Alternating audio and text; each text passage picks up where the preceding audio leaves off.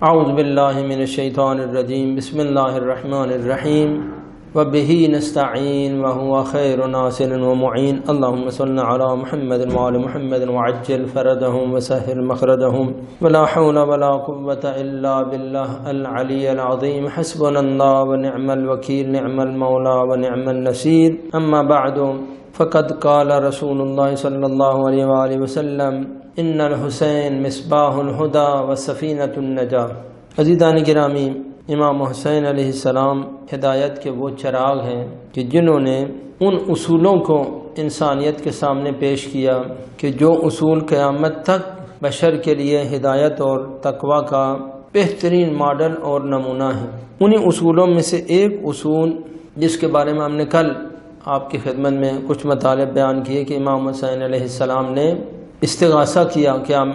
عاشورہ کے دن، تو اس کا مطلب یہ نہیں تھا کہ امام حسین علیہ السلام نعوذ باللہ مجبور ہو گئے تھے کہ اس لیے لوگوں کو مدد کے لیے بلا رہے تھے، بلکہ اتمام حجت، اس کا اصل ہدف اتمام حجت تھا۔ تفصیل سے ہم نے کل اس کے بارے میں مطالب بیان کیے۔ آج اور ایک مطلب کے بارے میں بھی کچھ وضاحت کروں گا کہ امام حسین علیہ السلام نے عصر تاسوعہ جب ابن زیاد کے لشکر نے حملے کی تیاری کی تو ابو الفضل العباس علیہ السلام کو آپ نے بھیجا کہ اے بھائی جاؤ، ارکب بنفسی انت، اے میرے بھائی جاؤ، سوار ہو کے ان کے سامنے جاؤ کہ ایک رات کی مہلت آپ نے کیوں مانگی، شب عاشور کی مہلت آپ نے کیوں مانگی۔ تو اس کے بارے میں بھی بہت سارے علماء نے بہت سارے رمز و راز بیان کیے ہیں کہ جس کی وجہ سے ضروری تھا کہ آج رات مہلت لی جائے۔ ایک تو یہ تھا، تو وہ جملہ جو امام حسین علیہ السلام کے پہلے میں بیان کر دوں، ارکب بنفسی انت ورجع الیہم فإن استطعت ان تؤخرهم الى الغدوہ تدفع عنا العشیہ نصلی لربنا وندعوہ ونستغفرہ فهو يعلم انی احب الصلاة وتلاوت کتابہ وکثرت الدعاء والاستغفار۔ فرمایا اے بھائی، اے پیارے بھائی عباس، جا کے ان سے ایک رات ان لوگوں کو آج جنگ سے روک دو۔ امام نے ہرگز کوئی مہلت وغیرہ اس قسم کی، چونکہ ہمارے ہاں یہ الفاظ بولے جاتے ہیں لیکن خود اصل جو روایت میں اس قسم کے الفاظ نہیں ہیں۔ فرمایا اگر ان کو روک سکتے ہو آج رات کے لیے تو روک دو، تدفعهم عنا العشیۃ، آج رات کے لیے ان کو ہم سے روک دو، وتؤخرهم الى الغدوۃ، اور ان کو یہ جنگ کو مؤخر کر سکتے ہو، اگر کر سکتے ہو تو جنگ کو مؤخر کرو کل تک۔ اب امام علیہ السلام نے اس کے مؤخر کرنے کا شیوہ بیان نہیں کیا، در واقع یہ جنگ نہائی کے لیے تیار ہے، آخری جنگ کے لیے تیار ہے، لیکن اس کو اگر مؤخر کر سکتے ہو کل تک تو تم مؤخر کرو۔ پھر حضرت نے خود ہی بیان کیا کہ نصلی لربنا وندعوہ ونستغفرہ، تاکہ ہم آج رات عبادت کر سکیں، استغفار کریں اور دعا کریں اللہ تعالیٰ سے۔ پھر حضرت نے خود ہی اپنی طرف سے بیان فرمایا فَهُوَ يَعْلَمُ، اللہ خود جانتا ہے۔ اب اللہ کے سامنے تو کوئی انسان جھوٹ نہیں بول سکتا، کوئی انسان بناوٹ نہیں کر سکتا، جیسا ہوتا ہے انسان، ہر انسان اپنے بارے میں دوسروں کے سامنے جھوٹ بول سکتا ہے، اس کے بارے میں جو چاہے کر سکتا ہے، چھپا سکتا ہے، لیکن اللہ کے سامنے تو کوئی چیز چھپا نہیں سکتا، اور نہ اللہ کے سامنے کسی چیز کا جھوٹ بولا جا سکتا ہے، نہ اللہ کو دھوکہ دیا جا سکتا ہے۔ فرما کہ وہ اللہ خود جانتا ہے کہ میں نماز سے کتنی محبت کرتا ہوں اور تلاوت قرآن سے کتنی محبت کرتا ہوں اور کثرت دعا اور استغفار سے کتنی محبت کرتا ہوں۔ پھر آپ نے فلسفہ خود بیان کیا ان چار جملوں میں، نماز پڑھنے کے لیے، استغفار کرنے کے لیے، قرآن کی تلاوت کرنے کے لیے، کثرت دعا کے لیے۔ ہم یہ چاہتے ہیں کہ ایک رات اور ہمیں مل جائے، اللہ کی عبادت کا ایک اور رات مہلت مل جائے۔ موت یقینی ہے، جنگ بھی یقینی ہے، صرف اس کو ٹالنا ہے۔ حضرت نے ہرگز ان سے مہلت نہیں مانگی، بلکہ ایک رات کے لیے جنگ کو مؤخر اب اختیار دیا حضرت ابو الفضل العباس کو کہ جا کے وہ کس طرح سے جنگ کو روک دیں اور ان سے کس طرح سے وہ کہیں کہ وہ باز آ جائیں۔ اب یہ الفاظ خود حضرت ابو الفضل العباس کے اختیار میں ہے کہ وہ جائیں اور اس سفارت کو انجام دیں۔ وہ امام علیہ السلام کی طرف سے سفیر تھے اور امام علیہ السلام کی طرف سے وکیل مطلق تھے کہ جس طرح سے بھی ہو سکے آج رات جنگ کو ٹال دیں تاکہ ہم پھر ایک رات اور اللہ تعالیٰ سے عاشقانہ عبادت کر سکیں، محبت بھری عبادت کر سکیں۔ تو 4 چیزیں تو خود امام علیہ السلام نے اس میں بیان کی کہ میں نماز سے بہت زیادہ محبت کرتا ہوں، میں قرآن کریم سے بہت زیادہ محبت، تلاوت سے بہت زیادہ محبت کرتا ہوں، کثرت سے استغفار سے بہت زیادہ عشق کرتا ہوں، کثرت سے دعا کرنا چاہتا ہوں۔ تو یہ 4 چیزیں تو خود امام علیہ السلام نے بیان کی، لیکن اس کے ضمن میں کچھ اور چیزیں بھی تھیں جو آپ نے بہرحال یہ کہ ان الفاظ میں تو بیان نہیں کی، لیکن درواقع امام علیہ السلام نے یہ 4 چیزیں تو ہو گئیں خود امام کے الفاظ کے اندر ہیں، لیکن اور بہت سارے اہداف تھے جن کے لیے حضرت نے ایک رات کے لیے مہلت مانگی۔ درواقع امام حسین نے اپنے لیے مہلت نہیں مانگی بلکہ ان کو ایک رات کی مہلت دی، ان کفار کو، مشرکین کو، ملحدین کو جو رسول اللہ کے فرزند کو عالماً عامداً قتل کرنے کے لیے وَمَن يَقْتُلْ مُؤْمِنًا مُتَعَمِّدًا جَزَاؤُهُ جَهَنَّمَ خَالِدًا فِيهَا، جو ایک بے گناہ مسلمان کو جان بوجھ کے عالماً عامداً قتل کرے تو جزاؤه جہنم خالداً فیہا، اس کی جہنم جزا ہے اور ہمیشہ ہمیشہ تک وہ جہنم میں رہے گا۔ تو درواقع امام نے ان کو مہلت دی کہ ایک رات اور سوچ لو کس کو قتل کرنے کے لیے آئے ہوں، کس جرم میں قتل کرنے کے لیے آئے ہوں۔ فلسفہ مہلت لینے کا نہیں تھا بلکہ دشمن کو مہلت دے رہے تھے، امام حسین علیہ السلام ان کو مہلت دے رہے تھے۔ ایک رات اللہ کے عذاب سے شاید آج رات عبادت کریں، شاید آج رات ان میں سے کوئی تائب ہو جائے۔ اور ایک بڑا جو فلسفہ تھا کہ اگر 9 کے دن جنگ ہوتی اور باہر نتیجہ جو شہادت تھا، شہادت قطعی تھی، ایک طرف 72 ایک طرف 30,000، نتیجہ تو قطعی طور پر شہادت تھا، لیکن اگر 9 کو یہ واقعہ ہو جاتا تو حر میدان میں نہ آتا، حر کا بیٹا نہ آتا، حر کا غلام نہ آتا، اور جو بہت سارے امام حسین کے راستے میں جو شب عاشور جو بنی اسد کے بہت سارے 90-95 آدمی میں سے کچھ کافی سارے مارے گئے جو آپ کی نصرت کے لیے آئے تھے، اور وہ کچھ مارے گئے کچھ فرار ہو گئے، تو یہ سارے اس قافلے حسینی سے پیچھے رہ جاتے، جبکہ حر کا نام ان لوگوں میں لکھا ہوا تھا ازل سے کہ ابا عبداللہ بن حسین کے ساتھ شہید ہوں گے۔ تو درواقع آپ نے حر کو مہلت دی، پورے لشکر یزید کو سوچنے کی، ایک رات سوچنے کی مہلت دی کہ پھر بھی سوچ لو، پھر بھی شاید کوئی ان میں سے وہ جو بنی اسد کے کچھ لوگ آئے تھے وہ بھی آپ کے قافلے کے ساتھ تھے، لیکن انہوں نے ابھی آنا تھا، شب عاشور میں انہوں نے ملحق ہونا تھا، لہذا امام حسین علیہ السلام نے ایک رات کی مہلت مانگی۔ ایک اور جو بڑا فلسفہ تھا وہ تھا آپ کے نانا نے زندگی بھر اذان نہیں کہی، اور صبح عاشور آپ یہ چاہتے تھے کہ ایک زمین کے اوپر اپنے نانا کی آواز میں میرا علی اکبر اذان کہے۔ ایک بہت بڑا فلسفہ اور بہت بڑا جو راز تھا اس رات کو مانگنے کا اور اس رات کو لینے کا، بلکہ ان کو دینے کا، ایک رات مہلت دینے کا، وہ اذان علی اکبر تھا کہ زمین پر قیامت تک وہ علی اکبر کی، پیغمبر کی آواز گونجتی رہے گی۔ پیغمبر نے نماز پڑھائی لیکن اذان و اقامت نہیں پڑھی، پیغمبر کے لہجے میں علی اکبر نے اذان پڑھی، پھر اقامت پڑھی، پھر امام حسین علیہ السلام نے نماز صبح قائم کی، تاکہ کائنات میں رسول اللہ کی وہ پیاری آواز کی اذان بھی محفوظ ہو جائے۔ شاید ایک بہت بڑا راز اور فلسفہ اس رات کے مانگنے کا یہی تھا کہ کائنات پھر سے ایک مرتبہ رسول اللہ کی آواز میں، وہ پیاری آواز میں اذان سن لے، رسول اللہ کی پیاری آواز میں اقامت سن لے، اور دیکھ لیں جب وہ اگرچہ تاریخوں میں نہیں ہے، لیکن جب علی اکبر کی اذان کی آواز آئی ہوگی تو یقیناً پورے میدان کربلا میں سناٹا ہو گیا ہوگا۔ میرا دل یہ کہتا ہے، میں کسی روایت سے نہیں بیان کر رہا،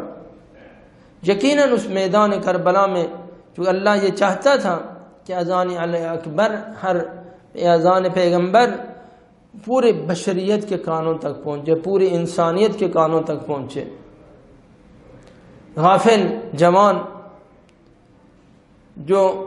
ساری رات سوئے رہتے ہیں، 18 سالہ اکبر حجت ہیں پورے انسانوں کے لیے، پورے جوانوں کے لیے حجت ہیں، کہ جو اذان دے کر یہ بتا رہے ہیں کہ دین خدا کو زندہ کیسے رکھنا ہے۔ ہر چیز سے مقدم نماز ہے۔ یہ علی اکبر کا بھی درس ہے، قاسم کا بھی درس ہے، ابا عبداللہ الحسین کا بھی درس ہے، امام حسین کا بھی درس ہے، خود پیغمبر کا بھی درس ہے۔ شاید یہ بہت بڑا راز تھا جو کسی بشر کو معلوم نہیں تھا کہ پیغمبر کی اذان کو بھی باقی رکھنا ہے، پیغمبر کی اقامت کو بھی باقی رکھنا ہے، اس کی پیاری آواز گونجتی رہے روز قیامت تک۔ یہ آوازیں جو ہم لوگ ہوا کے اندر چھوڑ رہے ہیں، یہ معدوم نہیں ہوتی، بلکہ یہ پوری کی پوری آوازیں کائنات کے اس بہت بڑے نظام کے اندر، یہ نہ صرف آوازیں قیامت کے دن بھی مجسم ہو کر انسان کے سامنے آئیں گی۔ جس طرح ہم لوگ آج کل تصویری شکل میں آواز کو تحریر میں تبدیل کر دیتے ہیں، آج بھی یہ سسٹم آ گیا موبائل کے اندر کہ بولتے جاتے ہیں اور موبائل لکھتا جاتا ہے، تو یہ ہمارے سامنے یہ چیزیں موجود ہیں، آواز کو الفاظ میں تبدیل کرنا۔ تو اسی طرح سے یہ آوازیں پوری کائنات کے اندر کبھی حذف نہیں ہوتی، ضائع نہیں ہوتی۔ شاید ایک بہت بڑا راز اس رات کے لیے یہی تھا کہ علی اکبر کی پیاری آواز، پیغمبر کی پیاری آواز کائنات دوبارہ سن لیں۔ شاید اللہ نے تمام کائنات کو ایک مرتبہ روک دیا ہو کہ سن لو، جنہوں نے پیغمبر کی پیاری آواز سے اذان نہیں سنی، جنہوں نے پیغمبر کی پیاری آواز سے اقامت نہیں سنی ہے، جبرائیل میکائیل سن لو، میرا پیارا حبیب اگر اذان دیتا تو ایسی اذان دینی تھی۔ کیا منظر ہوگا، کیا عالم ہوگا اس جلوے کا کہ جب علی اکبر نے پیغمبر کے لہجے میں اذان کہنا شروع کی۔ لیکن افسوس، اذان علی اکبر ہمارے معاشرے میں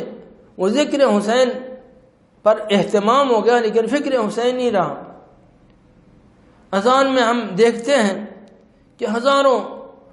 بعض جگہ سینکڑوں لوگ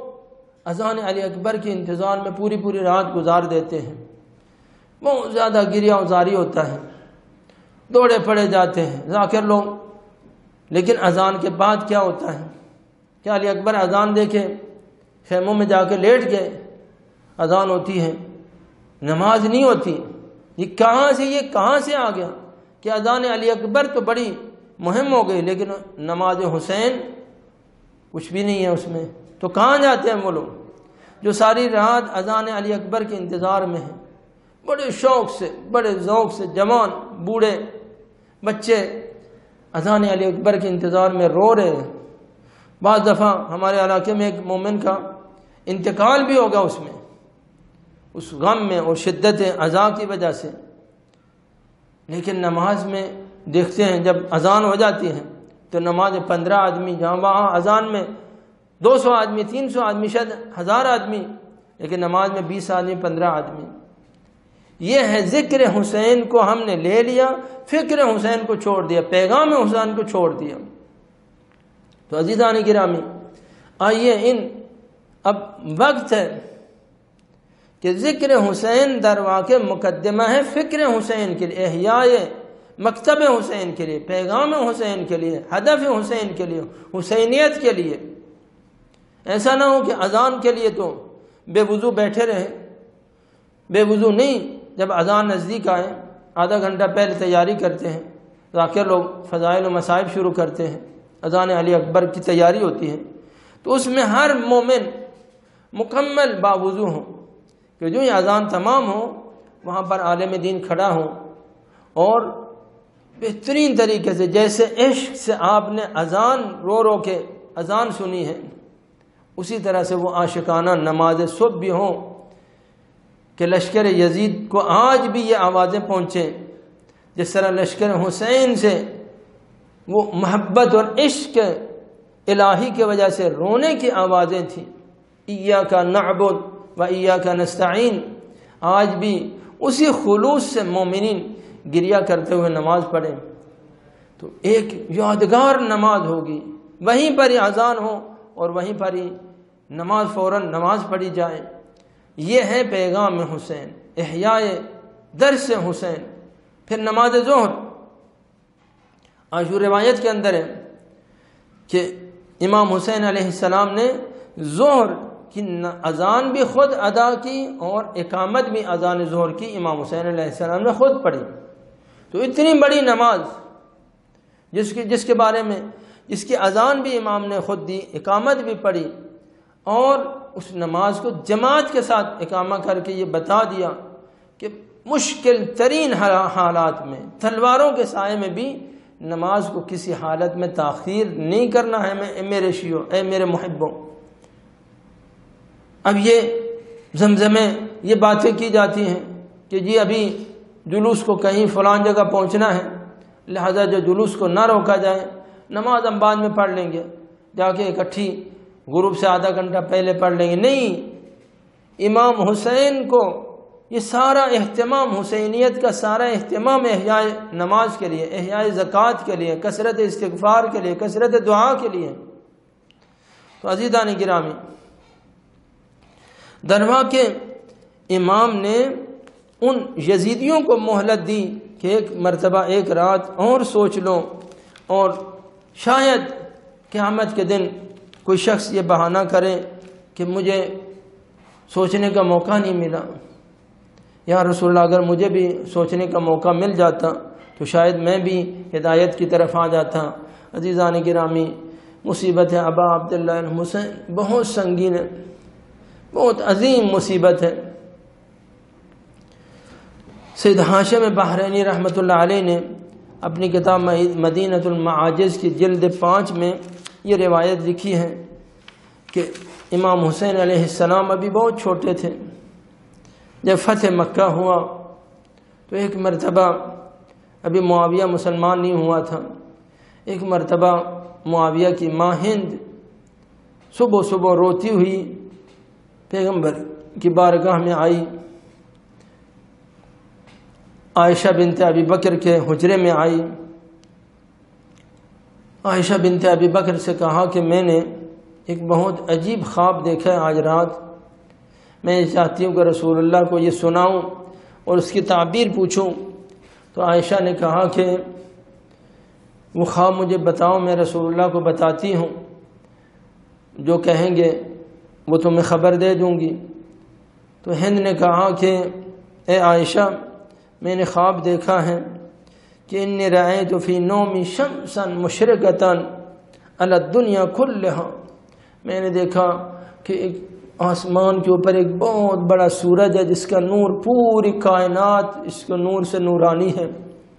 فولد من تلک الشمس قمر، اور اس سورج سے ایک چھوٹا چاند پیدا ہوا، جدا ہوا۔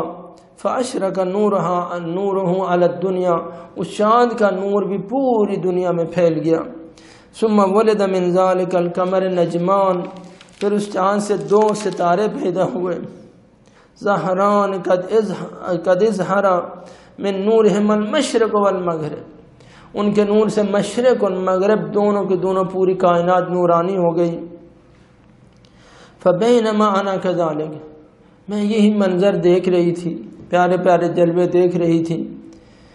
اس بدت صحابۃ السوداء مظلمہ کانہا اللیل المظلمہ، ایک بہت کالا بادل آیا جیسے کالی رات ہوتی ہے۔ فولد من تلک، اس نے پوری کائنات اس کی وجہ سے تاریک ہو گئی، ظلمانی ہو گئی. فولد من تلک السحابۃ السوداء حیۃ رکتا، تو اس کالے بادل سے پھر ایک کالے رنگ کا سانپ جس کے اوپر سیاہ اور سفید وہ نشان تھے، وہ سانپ جو ہے وہ اس بادل سے نکلا. وَدَبَّتْ الْحَيَّةُ إِلَى النَّجْمَيْنِ فَابْتَلَعَتْهُمَا، اور وہ سانپ چلتا چلتا ان دونوں ستاروں کی طرف گیا اور ان ستاروں کو اپنے منہ میں ڈال لیا، دونوں کو نگل لیا. فَجَعَلَ النَّاسُ يَبْكُونَ يَتَأَسَّفُونَ عَلَى ذَلِكَ النَّجْمَيْنِ. تو میں نے سنا کہ پوری دنیا میں ایک زجہ و فریاد کی آواز بلند ہے، روآہ و بکا کی آواز بلند ہے. لوگ رونے لگے ان ستاروں کے اوپر کہ اس سانپ نے ان دونوں ستاروں کو اپنے منہ میں ڈال کے نگل لیا. جب یہ خواب عائشہ نے جا کے پیغمبر اکرم کو بتایا، فجعل لما سمع کلامها تغیر لونه وصابر وبکا، پیغمبر اکرم نے رونا شروع کیا، پیغمبر کی آنکھوں سے آنسو جاری ہوئے. فرمایا یا عائشہ اما الشمس المشرقہ فانا، وہ جو روشن چاند جو ہند نے خواب میں دیکھا ہے، وہ جو روشن سورج جو خواب میں دیکھا ہے، وہ میں محمد رسول اللہ صلی اللہ علیہ وآلہ وسلم. وَأَمَّا الْقَمَرَ فَهُوَ فاطمہ، اور وہ جو چاند دیکھا ہے وہ فاطمہ زہرا ہے ابنتی. وَأَمَّا النَّجْمُ فَهُمَ الْحَسَنُ وَالْحُسَيْنُ، اور وہ جو ستارے ہیں وہ میرے بیٹے حسن و حسین ہیں. وَأَمَّا السَّحَابَةُ السَّوْدَاءُ، اور وہ کالا بادل، فَهُوَ معاویہ ابنہا، وہ معاویہ ہند کا بیٹا معاویہ ہے. وَأَمَّا الْحَيَّةُ الرَّبْتَا، وہ سیاہ و سفید نقطوں والا سانپ، فرمایا فَهُوَ یزید، وہ معاویہ کا بیٹا یزید ہے. وَأَمَّا النَّاسُ، وہ جو لوگ رو رہے تھے، فرمایا وہ لوگ کون ہیں؟ فَهُمْ شِیَعَةٌ، وہ میرے محبت کرنے والے شیعہ ہیں، میرے عزادار شیعہ ہیں. فَأَشْفَعُ لَهُمْ يَوْمَ الْقِيَامَةِ، میں ان کی شفاعت کروں گا قیامت کے دن. تو عزیزان گرامی، ہر مقام میں ابا عبداللہ الحسین کی مصیبت کو پیغمبر نے بھی بیان کیا، حتیٰ ان کے دشمنوں کے سامنے بھی بیان کیا، جنہوں نے قتل کرنا ان کو بھی بیان کیا. یہ مصیبت اتنی عظیم تھی کہ جب سے کائنات بنی، حضرت آدم علیہ السلام جب اس دنیا میں تشریف لائے، جب ان کی توبہ قبول ہوئی تو ان کے سامنے بھی یہ ابا عبداللہ الحسین علیہ السلام کے مصائب جبرائیل نے بیان کیے. الا لعنۃ اللہ علی القوم الظالمین وسيعلم الذين ظلموا أي منقلب ينقلبون.